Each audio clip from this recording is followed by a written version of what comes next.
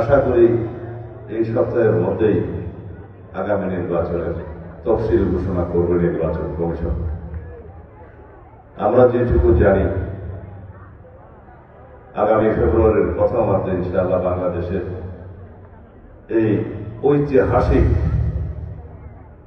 বাংলাদেশের পরিবর্তনের সূচনাকারী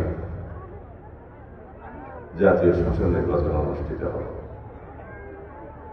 এই নির্বাচন শুধুমাত্র ভোটে বিজয়ী হয়ে সরকার গঠনের নির্বাচন হবে না। এই নির্বাচন হবে সারা বিশ্বের মধ্যে স্বীকৃত এবং প্রশংসিত একটি নির্বাচন। এই নির্বাচন জনগণই তার নিজের ভোটের পাহারা দিবে, আর কাউকে লাগবে না।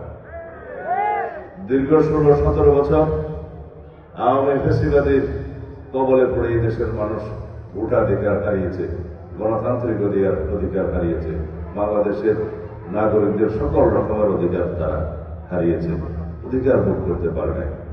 নামে মাত্র বাংলাদেশে গণতান্ত্রিক শাসন ব্যবস্থা, সাংবিধানিক শাসন ব্যবস্থা চালু থাকলেও প্রকৃতপক্ষে সবাই জানেন গণতন্ত্রের মুখোশে শেখ হাসিনা এই দেশে বাকশাল কায়েম করেছিলেন, একদলীয় শাসন ব্যবস্থা কায়েম করেছিলেন, একদলীয় রাষ্ট্র ব্যবস্থা কায়েম করেছিলেন।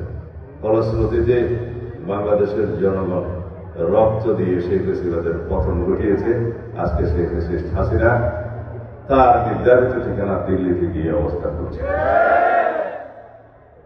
শেখ হাসিনা বাংলাদেশের অস্তিত্বে কখনো বিশ্বাস করেনি, মনে প্রাণে কখনো তিনি বাংলাদেশে অবস্থানই করেনি, বাংলাদেশের মানুষের কখনো সেবা করেনি।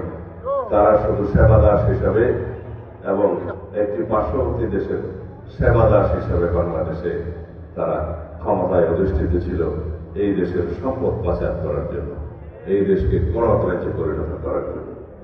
সেটা বাংলাদেশের মানুষ দেখেছে, প্রমাণিত হয়েছে এবং গণঅভ্যুত্থানের মাধ্যমে পলায়ন করার পর শেখ হাসিনা নিজেই প্রমাণ করলেন তিনি এই দেশের কেউই ছিল না।